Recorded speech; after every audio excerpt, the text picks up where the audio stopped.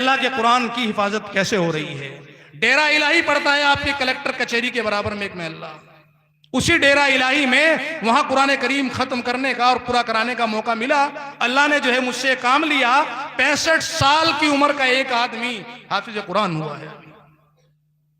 ابھی دہرادون کے اندر مفتی رئیس احمد صاحب دامت برکاتہم العالیہ جو قاضی دہرادون کہلاتے ہیں، ان کے مدرسے میں ایک طرف پوتا ہے 13 سال کی عمر، وہ بچہ حافظ قرآن ہوا، اور ایک طرف دادا ہے 83 سال کی عمر، وہ 83 سال کی عمر میں دادا جو ہے حافظ قرآن ہو گیا۔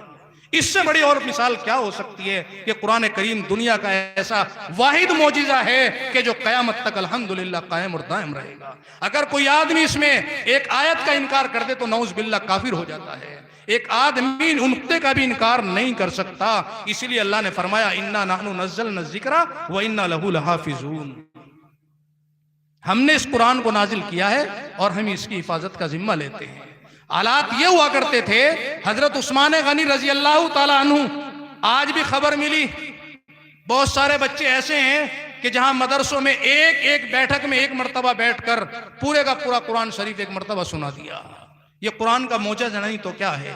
ایک حالات ایسے ہوئے جب اللہ کے نبی رسول اللہ صلی اللہ علیہ وسلم لوگوں کے سامنے قرآن کی آیتیں پڑھ کر سنایا کرتے تھے تو لوگ مذاق اڑایا کرتے تھے اور یوں کہا کرتے تھے، جب الم تر کیف فعل ربک باصحاب الفیل، جب یہ سورت نازل ہوئی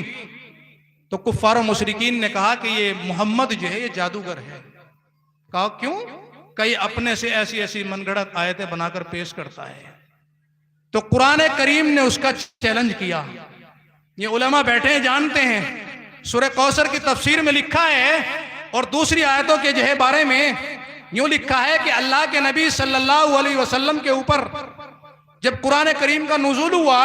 تو اللہ کی طرف سے آواز آئی، ان ظالموں سے یہ کہو کہ اگر یہ عربی داں ہیں، عربی زبان میں مہارت رکھتے ہیں، تو ان سے کہو کہ اگر انہیں ہو سکے تو سارے کا سارا مکہ مل کر قرآن کریم کی ایک سورت پیش کر دے۔ فاتو بسورۃ من مثلہ،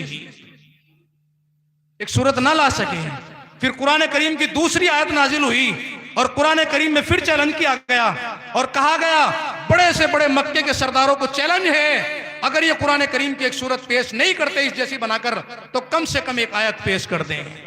اس کا بھی انکار کر دیا۔ قرآن کریم کے بارے میں لکھا ہے، مفسرین جانتے ہیں، عوام کے سامنے یہ بات اس لیے بتائی جا رہی ہے کہ تاکہ ہمیں اور آپ کو پتہ لگے کہ قرآن کا مرتبہ کیا ہے، قرآن کا مقام کیا ہے، قرآن کی عظمت کیا ہے، قرآن کن سینوں میں محفوظ رہتا ہے، قرآن کی ناقدری کرنے والوں کے ساتھ مقام کیا ہوتا ہے۔ میرے بھائیو، لکھا ہے ایک تاریخ کے اندر کہ کعبۃ اللہ جہاں حاجی لوگ حج کرنے کے لیے جاتے ہیں، جس کو بیت اللہ کہا جاتا ہے، جس کو کعبۃ اللہ کہا جاتا ہے، جس کو بیت اللہ عظمت والا گھر کہا جاتا ہے، اس کعبے کی دیوار پر انا اعطیناک الکوثر قرآن کریم کی سب سے چھوٹی سورت ہے، سورہ کوثر جس کو کہا جاتا ہے، وہ لکھ کر مکے کے اندر کعبۃ اللہ کی دیوار پر لٹکایا گیا اور چیلنج کیا گیا، اگر مکے کے جتنے بھی بذہین و فطین آدمی ہیں، جتنے بھی بڑے سے بڑے دماغ دار ہیں، جتنے بھی بڑے سے بڑے عربی داں ہیں، سب کو اس سورت جیسی ایک سورت بنا کر پیش کر دے۔ 3 مہینے تک قرآن کریم کی یہ سورت کعبۃ اللہ کی دیوار پر چسپا رہی۔ مکے کے کسی بھی عربی داں کی اتنی ہمت نہ ہوئی کہ وہ قرآن کریم کی سورت تو بہت دور، وہ ایک آیت بھی لکھ کر اپنے بنا کر پیش کر دے۔ میرے بھائیوں، میرے بزرگوں،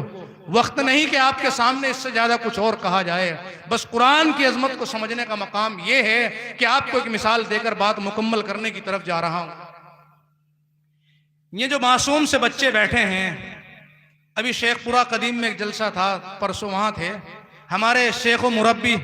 حضرت مولانا انعام اللہ صاحب قاسمی دامت برکاتہم العالیہ یوں فرما رہے تھے کہ جس گھر میں سے ایک بچہ حافظ قرآن ہو جائے،